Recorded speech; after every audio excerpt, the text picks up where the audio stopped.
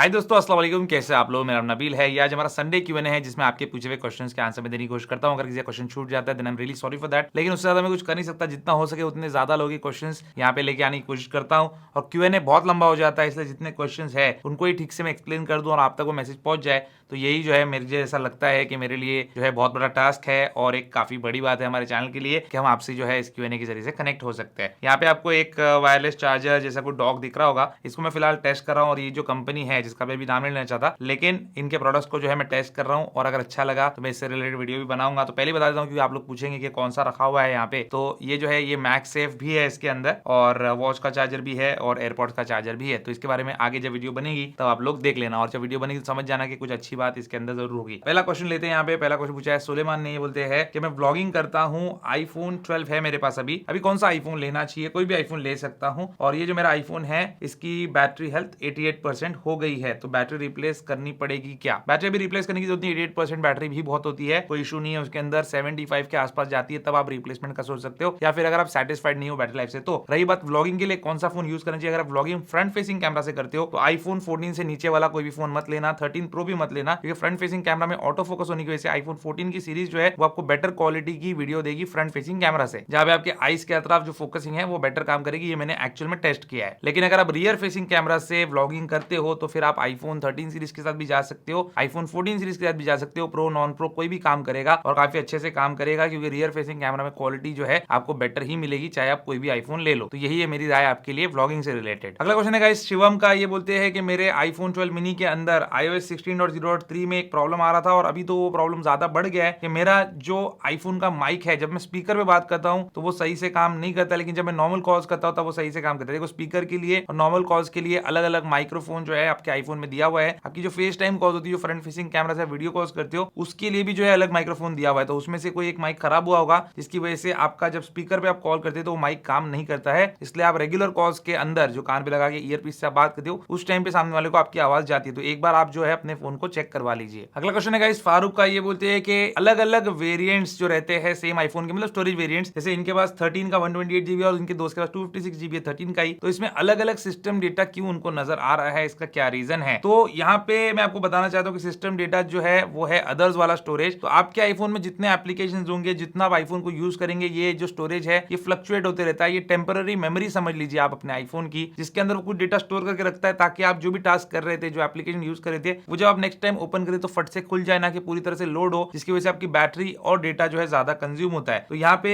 ऐसा नहीं है कि 128 GB है और 256 GB है तो बहुत फर्क आपको यहाँ पे कोई देखने मिलेगा, लेकिन हो सकता है उनका और आपका यूजेज का जो पैटर्न है वो अलग हो। और यहाँ पे अगर आप सिस्टम डेटा के अंदर जाएंगे और वहां पे पढ़ेंगे तो साफ तौर पे लिखा है कि ये फ्लक्चुएटिंग रहता है, कभी भी एक जैसा आपको देखने मिलेगा। अगर 9 GB आपके आईफोन में दिखा रहा है तो हमेशा वो 9 GB ही नहीं रहेगा, कभी 10 भी होगा, कभी 8 भी होगा। तो यही है उसका काम, ताकि वो जो डेटा आप यूज कर रहे हैं या जो भी एप्लीकेशन यूज करे उसका कुछ डेटा स्टोर करके रखे, ताकि आप जब अगली बार उसको ओपन करें तो जल्दी से ओपन हो जाए। अगला क्वेश्चन है ऋषिराज सिंह जडेजा का। ये बोलते हैं आईफोन 10s यूज कर रहा हूँ, आईफोन 13 सील पैक मैंने जो है खरीदा है फ्लिपकार्ट सेल में 50,000 रुपए में, अभी वैसे ही रखा है उन्होंने, और वो उसको सेल कर सकते हैं 55 से 60,000 रुपए में, 55 to 60,000 में। तो बोले कि बेच के क्या मैं 54,000 में यूज्ड आईफोन 12 प्रो ले लूं, जिसकी बैटरी हेल्थ जो है वो 98% है, 128 GB वाला है, ग्रेफाइट कलर है, इंडियन यूनिट है, लेकिन वारंटी ओवर हो गई। मैं आपको बिल्कुल भी सजेस्ट नहीं करूंगा कि कंप्लीटली वारंटी खत्म हुआ फोन आप उस प्राइस में ले ले जिसमें आपको एक नया आईफोन 13 ऑलरेडी मिल चुका है। मुझे लगता है आईफोन 10s से आईफोन 13 एक बहुत बड़ा अपग्रेड है, जहां पे आपको 5G मिल रहा है, नाइट मोड मिल रहा है, सिनेमैटिक वीडियो मिल रहा है, बहुत सारी चीजें ऐसी मिल रही है जो कि आईफोन 10s में नहीं थी। और डिस्प्ले भी आपको जो है आईफोन 13 में बड़ा मिल रहा है, बैटरी बैकअप भी बड़ी मिल रही है, मैक्सेफ भी आपको मिल रहा है। तो कोई मुझे ऐसा लगता नहीं कि आपको इसको निकाल कर जो है एक आईफोन 12 प्रो सेकंड हैंड वाला लेना चाहिए जिसकी वारंटी खत्म हो चुकी है, क्योंकि जिसकी वारंटी खत्म हो चुकी है और सेकंड हैंड आईफोन जो आप ले रहे हो वो भी इतने हाई प्राइस के अंदर, तो उसके अंदर एक एरिया ऐसा रहता है कि रिस्क फैक्टर उसके अंदर बहुत ज्यादा हो जाता है कि आपको वो फोन के अंदर कुछ बीमारी, कुछ प्रॉब्लम भी आ सकती है। तो अच्छा वाला आपका सील पैक फोन जो है वो आया हुआ है, उसको यूज कीजिए, उसको एंजॉय कीजिए, वही आपके लिए सबसे बेस्ट रहेगा। और अगर आपको प्रो लेना ही है, दिल चाह रहा है कि नहीं मैं प्रो ही यूज करूं, 13 की जगह 12 प्रो ही यूज करूं, तो 12 प्रो जो है आप नया सील पैक लेंगे तो बेटर रहेगा। चाहे उसके लिए आपको 10,000 रुपए ऊपर, यानी कि 50,000 रुपए का आपका फोन है, आपने उसको 60 में बेच दिया तो 60 में ही आपको मिल जाए, 65 में मिल जाए, तो वो लेना बेटर है ये सेकंड हैंड आईफोन लेने के सामने। अगला क्वेश्चन है गाइस ट्रैवलिंग गुरुजी का। ये बोलते हैं मैं एक एंड्रॉइड यूजर हूं और मैंने देखा है कि एक आईफोन के साथ लोग जो है एक एंड्रॉइड फोन भी रखते हैं, मैं भी शिफ्ट होना चाहता हूं आईफोन पे, तो क्या हर काम आईफोन पे नहीं हो सकता क्या, जो लोगों को एंड्रॉइड फोन रखना पड़ता है? तो ऐसा कुछ भी नहीं है। देखो, मेरे पास भी कुछ एंड्रॉइड फोन है, लेकिन उनको कैरी नहीं करता साथ में। अभी मैं जो अपने हमारे साथी उनके साथ बात कर रहा था इसी बारे में कि मैं अपने एंड्रॉइड फोन जो ऑफिस में रखता हूँ, कुछ काम होता है तब मैं उसको जो है निकाल के यूज करता हूँ, मेरा सारा काम जो है अपने आईफोन पे हो जाता है। तो ऐसा कुछ नहीं है, लेकिन हाँ कुछ लोगों का कुछ पर्टिकुलर काम होता है, जैसे कुछ एप्लीकेशन जैसे हो सकते हैं जो कि उनके इंस्टीट्यूशन के है, उनके कॉलेज के है, उनके गवर्नमेंट जॉब से रिलेटेड है, वो हो सकता है आईफोन के ऊपर iOS के ऐप स्टोर के ऊपर अवेलेबल ना हो। या फिर ऐसे हो सकता है कि कुछ कुछ इंस्टीट्यूशन कुछ जगह जो है ऐसे एप्लीकेशन बनाती है जिनको साइड लोड करना पड़ता है, यानी कि एपीके फाइल डाउनलोड करनी पड़ती है। वो एपीके फाइल तो आईफोन पे चलने वाली नहीं है, उस केस में उनको एंड्रॉइड फोन रखना पड़ता है। ऐसे कुछ चीज होती है जो उनका एक पर्टिकुलर काम होता है जिसके लिए उनको एक सेपरेट एंड्रॉइड फोन भी साथ में कैरी करना पड़ता है। अदरवाइज मेरे तो सारे काम आईफोन पे हो जाते हैं, और अगर आप व्लॉगर हो तो व्लॉगर्स तो सारे तो है आईफोन पे ही अपनी वीडियोस बनाते और वीडियो एडिट भी करते, तो आपको कोई दिक्कत नहीं आनी चाहिए। एंडम रैंडम का ये बोलते मुझे आईपैड लेना है, मैं कंफ्यूज हूं कि आईपैड एयर लूं या फिर प्रो लूं या 9 जनरेशन लूं या फिर न्यू अक्टूबर इवेंट में जो आने वाला है वो लूं, कब तक वेट करूं। मेरा पर्पस है स्टॉक ट्रेडिंग का कोर्स करने का, वीडियो देखने का, और थोड़ा इमेज एडिटिंग। थोड़ी इमेज एडिटिंग और जो भी आप कोर्स वगैरह कर रहे हो तो 9 जनरेशन भी हो जाएगी। लेकिन मैं आपको सजेस्ट यही करूंगा कि अभी जो इवेंट होने वाला है एप्पल का उसके लिए रुकिए, उसमें कुछ ना कुछ नए आईपैड्स आएंगे। 9 जनरेशन अभी आप लेंगे और सेम प्राइस में फिर 10 जनरेशन आ जाएगा, तो बेटर वेट एंड वॉच। और उसके बाद जो बेसिक आईपैड रहेगा वो ले सकते हो, उसमें आपका काम हो जाएगा। प्रो या एयर वगैरह लेने की आपको कोई भी जरूरत नहीं आपके काम के लिए। अगला क्वेश्चन है ध्रुव विर्क का, और काफी अजीब सी चीज इनके साथ हुई है। ये जो कमेंट है आप खुद पढ़ लेना, मैं पूरा तो रीड नहीं करूंगा लेकिन मैं पढ़ चुका हूं इसको, इसलिए मैंने क्यों में लेके आया। बोलते आईफोन 13 लेने से रिलेटेड मैंने बीबीडी सेल के अंदर जो है ऑर्डर किया था और पूरा प्रोसेस हो गया, सब कुछ कैमरा पे रिकॉर्ड किया, फिर आ गया। और उसके बाद जो है जो बंदा आया ओपन बॉक्स डिलीवरी करवाने के लिए, फ्लिपकार्ट का जो ई कार्ड उनकी लॉजिस्टिक्स है, तो उसको जब इन्होंने बोला कि पहले फोन दो फिर मैं ओटीपी दूंगा, तो वो बोलता है नहीं पहले ओटीपी दो फिर ही मैं आपके हाथ में फोन दूंगा। तो ओपन बॉक्स डिलीवरी का क्या मतलब है। और उसके बाद इन्होंने उसकी बाइक की चाबी निकाल दी और जाने नहीं दिया, और बहुत सारी बहस करने के बाद जो है उन्होंने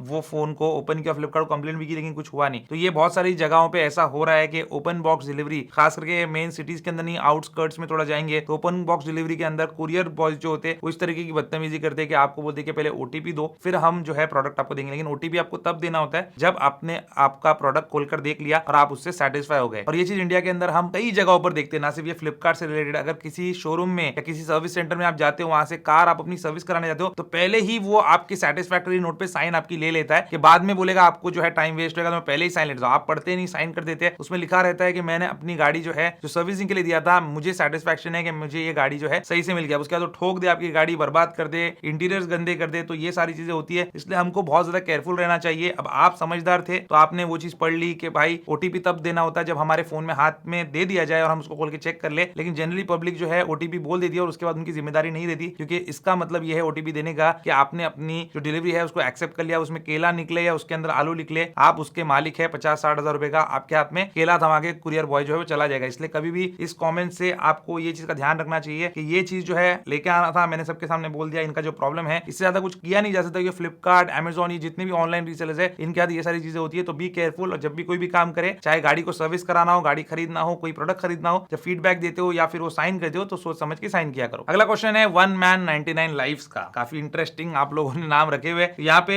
ये बोलते हैं डुअल फिजिकल सिम वाला आईफोन कहां से खरीद सकते हैं, दुबई में मिलता है क्या, या इंडिया में ऑनलाइन मंगा सकते हैं। इंडिया में ऑनलाइन नहीं मंगा सकते, यूएई में आपको मिल जाएगा, साथ ही इंडिया में भी आपको मिलेगा। जो ग्लोबल आईफोन्स बेचते हैं उनके पास मिलेगा, क्योंकि ये चाइनीज और हांगकांग मार्केट के लिए जो है डुअल सिम वाला आईफोन एप्पल बनाता है। बाकी इसमें एक सिम और एक ई सिम जो है वो लग जाती है। तो ये आईफोन लेना है तो आपको ग्लोबल फोन्स के रीसेलर्स के पास जाना पड़ेगा। अगला क्वेश्चन है इंदरप्रीत सिंह का, ये बोलते यूएसए में हूँ, 14 प्रो मैक्स लिया, इसमें सिर्फ ई सिम लगता है, मैं वरीड हूँ जब इंडिया विजिट करूंगा तो एयरटेल का ई सिम इसमें चल जाएगा क्या, और ये लोग ई सिम प्रोवाइड करते हैं क्या। बिल्कुल प्रोवाइड करते हैं। यूएसए से इंडिया नहीं, किसी भी कंट्री में आप जाएंगे जहां पे ई सिम चलता है वहां पे आप ई सिम लोकल जो है वो ले सकते हैं, अपने फोन से स्कैन कर सकते हैं। और 14 प्रो मैक्स में तो 8 ई सिम आप स्टोर करके रख सकते हैं एक साथ, लेकिन 2 ही एक्टिवेट कर सकते हैं। अगला क्वेश्चन है सुयश का, ये बोलते हैं आईफोन 13 से रिलेटेड आपका वीडियो देखा और मैंने खरीदा भी है, बहुत वैल्यूएबल लगा, thank you so much. Thank you so much, आपने अप्रिशिएट किया। ये बोलते हैं कि मुझे एक इशू आ रहा है, जब मैं चार्जिंग भी लगाता हूं फोन को तो उसका जो साइड में एल्यूमिनियम का फ्रेम है वहां पे थोड़ा मुझे वाइब्रेशन फील होता है। ये इसलिए होता है, वाइब्रेशन फील होना या करंट लगना मैकबुक के साथ भी हो सकता है, आईफोन के साथ भी हो सकता है, मेटल पार्ट के ऊपर, जब आपके घर की जो अर्थिंग है वो सही नहीं है तो एक बार आपके घर की अर्थिंग आप चेक करा लो। अगला क्वेश्चन है अमान का, ये बोलते हैं कि आप अपने आईफोन को कैसे यूज करते हो, केस लगाते हो क्या, लैमिनेशन लगाते हो क्या, उसके ऊपर टेम्पर ग्लास लगाते हो, बताइए मुझे। आईफोन को बैक को टच करते बार बार तो स्क्रैच आती है क्या, बिल्कुल स्क्रैच नहीं आती टच करने से, लेकिन हाँ आप उसको फेस डाउन या फिर इस तरीके से पीछे ऐसा रखेंगे तो स्क्रैचेस जो है आईफोन के ऊपर आ सकते हैं ऑब्वियसली। और ये जो सिरेमिक शीट ग्लास है ये ड्रॉप प्रोटेक्शन के लिए हार्ड ग्लास है, तो स्क्रैचेस बहुत जल्दी आ जाते हैं। बड़े आसानी से। मेरा 14 प्रो मैक्स है, उस पर भी क्रैच आ चुका। मैंने अभी तक इस पे जो स्क्रीन प्रोटेक्टर लगाया नहीं, क्योंकि बहुत सारे कैमरा कंपैरिजन वगैरह करने होते हैं, उसमें सबसे बेस्ट रिजल्ट जो है कैमरा का वो स्क्रीन प्रोटेक्टर के बिना ही आता है, मुझे ऐसा लगता है। तो मैं बिल्कुल भी फेयर कंपैरिजन करने के लिए वो चीज करता हूँ, लेकिन आप लोग स्क्रीन प्रोटेक्टर यूज किया करो और पीछे जो है आप एक अच्छा मजबूत केस, थोड़ा महंगा वाला जो है इस्तेमाल करो अपने फोन के साथ, ताकि आपका फोन गिरे तो टूटे नहीं, क्योंकि इसका जो बैक ग्लास रिप्लेसमेंट है, फ्रंट ग्लास रिप्लेसमेंट है, ये बहुत ज्यादा एक्सपेंसिव होता है, चाहे आप कितना भी सस्ता आईफोन खरीद लो। और इसके अलावा आपको कोई चीज करने की जरूरत नहीं, कोई भी लैमिनेशन वगैरह लगाने की जरूरत नहीं है। अगला क्वेश्चन है विजय का, ये भी शायद नया आईफोन यूजर है। बोलते हैं आईफोन में जीमेल चलता है या फिर आईक्लाउड, और दोनों में से ईमेल कौन सा सिक्योर और बेस्ट होता है? जीमेल भी चलता है, आईक्लाउड वाला ईमेल भी आप लगा सकते हो, कोई और ईमेल है वो भी लगा सकते हो, सारे ईमेल सिक्योर है, कोई इशू नहीं है। आप इसमें से कोई भी ईमेल जो है उसको अपना एप्पल आईडी बना सकते हो और इस्तेमाल कर सकते हो, और जीमेल का अकाउंट भी आप रख सकते हो, आईक्लाउड भी रख सकते हो, कोई प्रॉब्लम नहीं है इसमें। अब आखिरी दो क्वेश्चन जो है दोस्तों, ये थोड़े इंटरेस्टिंग और फन हो सकते हैं। विवेक झिंगरान इनका नाम है। बोलते हैं आईफोन्स बहुत बोरिंग है, शिट है, ओवर प्राइस्ड है, इनका एरा खत्म होने वाला है, यूजर फ्रेंडली नहीं है, मुझे गूगल पे का इस्तेमाल करना पड़ता है दिन में 6 से 7 टाइम, और मुझे जो है इसमें सबसे अनोइंग चीज ये लगती है गूगल पे इस्तेमाल करने के लिए, सबसे इरिटेटिंग चीज कि मुझे बार बार सेटिंग में जाके लोकेशन को एनेबल डिसेबल करना पड़ता है। तो मेरे भाई विवेक, आप जब आईफोन को चलाना सीखे ही नहीं और उसकी बुराई करने लग गए, और उसके बाद आगे ये लिखते हैं कि मैं ब्रांड न्यू आईफोन 10R इस्तेमाल कर रहा हूं 8 महीनों से पिछले। तो आईफोन 10R कब लॉन्च हुआ? तो आप लोग बताइए कितने साल हो गए उसको लॉन्च हुए? ये पिछले 8 महीने से यूज करे और लेटेस्ट आईफोन इन्होंने इस्तेमाल भी नहीं किया है, और फिर भी इन्होंने अपना एक जजमेंट बना लिया। और रही बात लोकेशन सर्विसेज की, लोकेशन सर्विसेज आपको इस तरीके से बार बार ऑन ऑफ करने की कोई भी जरूरत नहीं होती, तो आपने सीखा नहीं। फिर बोलते हैं कि मैं बोल सकता हूं कि मेरा Asus का ROG फोन जो है इससे बहुत अच्छा था इन टर्म्स ऑफ परफॉर्मेंस। तो ये भाई आपकी अपनी मर्जी है और अपनी सोच है, ये परफॉर्मेंस में अच्छा था या नहीं, लेकिन उसको बेचने जाओगे तो खरीदेगा नहीं, that is a different thing. Pre order किया हूं मैंने Pixel 7, और अभी ये जो बकवास फोन है मेरा आईफोन 10R, इसको मैं डिस्पोज कर रहा हूं, और इसके जो रिव्यूज है BGMI पे, ये भी सब जो है फेक है, ये हैंडल नहीं कर सकता। आपके लिए मेरे तरफ से कोई ऑफेंस नहीं है, तो बिल्कुल ऑफेंस मेरी तरफ से भी नहीं है, लेकिन मैं बता रहा हूं आपको कि आप समझे नहीं आईफोन चलाना, और फोन जो है ओनर्स की विश पे चलना चाहिए, कंपनी की विश पे नहीं। ये यूजर फ्रेंडली नहीं है, बिल्कुल भी यूजर फ्रेंडली है, और बहुत अच्छे फीचर्स है iOS 16 के अंदर। आप इसको यूज करना, उसको चलाना सीखे नहीं विवेक, बहुत ही अनफॉर्चुनेट चीज है। और ये जो है आपके कन्वीनियंस के होते हैं, अगर आप एंड्रॉइड फोन के साथ खुश हो तो आप एंड्रॉइड फोन के साथ भी रह सकते हो, लेकिन पिक्सल भी आपको बुरा लगेगा अगर आप उसको ठीक से चलाना नहीं सीखे तो। 8 महीने बहुत बड़ा टाइम होता है एक लर्निंग कर्व को अच्छे से जो है उस जर्नी को गुजरने के लिए, और आपको अच्छे से सीखने के लिए। लेकिन अगेन बोलना चाहूंगा, अनफॉर्चुनेटली आप सीखे नहीं, और आपका जो दिल है वही ROG फोन में अटका रहा। अब शायद पिक्सल के साथ भी आप सेटिस्फाई नहीं होंगे, और फ्यूचर में कभी कोई कमेंट करके बताएंगे पिक्सल में भी मुझे जो है ये फीचर वो फीचर नहीं मिले, क्योंकि पिक्सल का भी जो UI है, जो स्टॉक एंड्रॉइड है, अगर आप उसको स्टॉक फॉर्म में यूज करेंगे तो वो भी आपको बोरिंग लगेगा। अगला क्वेश्चन है दीपक कुमार का, और दीपक साहब को काफी गुस्सा आया हुआ, पता नहीं किसके ऊपर। एक्चुअली पिछले क्वेश्चन जो Q&A का था उसमें ये था कि मैं आईफोन 14 या 14 प्लस में से कौन सा लूं, तो मैंने बोला था 10,000 रुपए एक्स्ट्रा डाल के लेना, 14 प्लस वर्थ है, बिगर बैटरी और बड़े डिस्प्ले के लिए काफी मतलब यूजफुल हो सकता है लोगों के लिए। उसका रीजन भी बताया था, अगर ज्यादा बैटरी लाइफ चाहिए, डिस्प्ले बड़ा चाहिए, प्रोडक्टिविटी करने के लिए, कुछ ऐसा काम करने के लिए, गेमिंग के लिए, तो 10,000 रुपए ज्यादा डालना चाहिए। तो इनको जो है इनके मुंह में गाली आ गई, और बोलते एक फोन के लिए 10,000 रुपए एक्स्ट्रा दे रहा है, कौन है वो लोग ऐसे लोग हैं जो किसी की भी हेल्प नहीं करते, 5 रुपए इनकी जेब से निकलता नहीं, अगर कोई मदद मांगता है तो हराम का पैसा। मेरे भाई ऐसा मत बोलो किसी को भी, हराम का पैसा हलाल का पैसा आप डिटरमिन करने वाले और आप उसका फैसला करने वाले कोई नहीं होते हो। हर इंसान मेहनत से कमाता है, किसी इंसान के नसीब में ज्यादा पैसा होता है तो वो ज्यादा महंगी चीज भी अफोर्ड कर सकता है, और वो लग्जरी है या उसका काम है या वो उस फोन से पैसे कमाने वाला है, आप नहीं जानते। अगर एक इंसान 2 लाख का भी फोन खरीदता है, मैं बिल्कुल भी नहीं बोलूंगा कि वो जो है अपने पैसे को बर्बाद कर रहा है। अगर वो उस फोन से कुछ काम कर रहा है, पैसे कमा रहा है, कुछ कर रहा है, तो ये हराम का पैसा हलाल का पैसा आपको डिसाइड नहीं करना चाहिए। और आप बिल्कुल भी ये नहीं देख सकते और बता नहीं सकते कि कोई मदद मांगता है तो जेब में से 5 रुपए निकलता है कि नहीं निकलता है। कभी भी एक बात याद रखना, किसी की मदद करो तो आपके एक हाथ को नहीं पता होना चाहिए। अगर आपने राइट हैंड से मदद किया तो लेफ्ट हैंड को नहीं पता होना चाहिए कि आपके राइट हैंड ने जो है किसी की मदद किया है। आप किसी की मदद करते हो तो 10 लोगों को बोल के सुनाना बिल्कुल भी नहीं चाहिए। अगर वो इंसान को देखकर आपको ऐसा लगता है किसी की मदद नहीं करता होगा तो बहुत अच्छी बात है, मतलब वो इंसान अपनी मदद करने के जो टास्क के अंदर जो है सक्सेसफुल हो गया। तो ये थी दोस्तों आज की हमारी कहानी, हमारे संडे Q&A की। उम्मीद करता हूँ आपको ये वाला वीडियो पसंद होगा। आपके दिल में जो भी सवाल है कमेंट्स में लिख के जो बताइए। मैं पहले बता चुका हूँ कि 5G जो है दिसंबर में एप्पल जो है पुश करने वाला है, तो अभी तक 5G नहीं आया हुआ है, और 5G का ये अपडेट है सैमसंग के फोन्स में नवंबर में और एप्पल के फोन्स में दिसंबर में आपको ये अपडेट देखने मिलेगा। बाकी चाइनीज मैन्युफैक्चरर्स बहुत सारे हैं जिन्होंने ऑलरेडी 5G का अपडेट जो है रोल आउट करना शुरू कर दिया है, तो जस्ट वेट एंड वॉच, आपको मिल जाएगा आपके आईफोन में 5G। इतनी कोई बड़ी चीज नहीं है, आपको 1-2 महीने का टाइम जो है वेट करना पड़ेगा। हाँ, लेकिन पहले कर दिया होता, जल्दी पुश कर दिया होता तो बहुत अच्छी बात होती, लेकिन हो सकता है इतने ज्यादा आईफोन यूजर्स है इसकी वजह से एप्पल को थोड़ा टाइम लग रहा है। उम्मीद करता हूं दोस्तों आपको आज का वीडियो पसंद होगा। पसंद है उसको लाइक एंड शेयर जरूर कीजिए, मेरे चैनल को सब्सक्राइब जरूर कीजिए। Good bye.